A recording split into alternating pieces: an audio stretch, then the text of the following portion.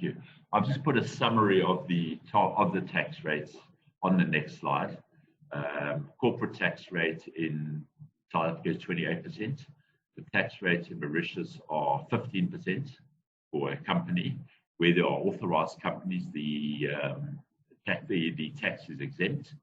And where companies involved in export business, i.e. procuring business goods in country A and exporting them to country B, and they're not landed in Mauritius, the tax rate applicable to that is 3%.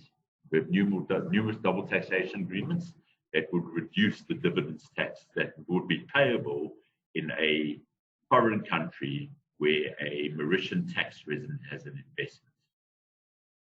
As I mentioned, capital gains tax in South Africa for corporates, it's at 22.4%. And we have a dividends tax of 20%, neither of which are applicable in Mauritius. Individuals, just to summarize, a top tax rate of 45% reach an earnings of just over 1.5 million rand per annum.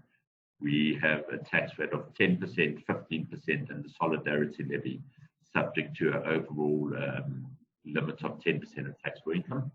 The state duty I've mentioned, donations tax I've mentioned.